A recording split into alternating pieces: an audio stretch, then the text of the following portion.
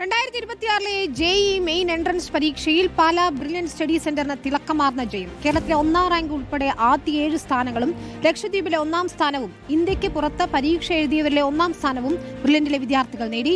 Kottayam Caritas സ്വദേശി Niranjan J പിള്ളയാണ് 1ാം rank കരസ്ഥമാക്കിയത്. രാജ്യത്തെ NIT-കളിലേക്കും IIT-കളിലേക്കും GFTIകളിലേക്കും മിടുക്കരായ വിദ്യാർത്ഥികളെ കണ്ടെത്താനുള്ള ജെഇഇ മെയിൻ 2026 പരീക്ഷയിൽ പാലാ ബ്രില്യന്റ് സ്റ്റഡി സെന്ററിന് വീണ്ടും പൊൻകിരീടം.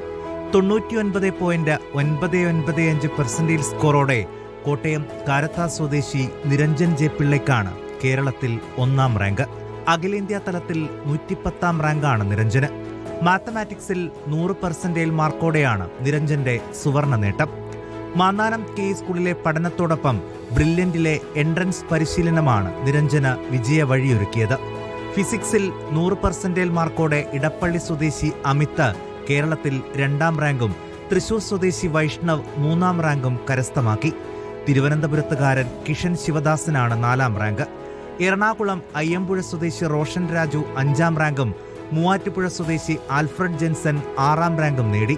ആലപ്പുഴ സ്വദേശി അഭിനവ് അരുണിനാണ് 7ാം റാങ്ക്. വിദേശ രാജ്യങ്ങളിൽ നിന്ന് പരീക്ഷ എഴുതിയവരിൽ ഡേവിസ് എസ് ജോണും ലക്ഷദ്വീപിൽ നിന്ന് പരീക്ഷ എഴുതിയവരിൽ റയാൻ സാക്കിയും 1ാം റാങ്ക് നേടിയതോടെ 3 1ാം റാങ്കുമായാണ് ബ്രില്യന്റ് സ്റ്റഡി സെന്റർ വിജയ കുതിപ്പ് നടത്തിയത്. 99.9% മുകളിൽ 15 വിദ്യാർത്ഥികളെ എത്തിക്കാൻ ബ്രില്യന്റിനായി. 350 പേർ 99% മുകളിലെത്തി. 98% മുകളിൽ 750 വിദ്യാർത്ഥികളും 97% മുകളിൽ 1200 വിദ്യാർത്ഥികളും എത്തി. 2000-ലധികം വിദ്യാർത്ഥികളാണ് ജെഇഇ അഡ്വാൻസ് പരീക്ഷയ്ക്ക് യോഗ്യത നേടിയത്.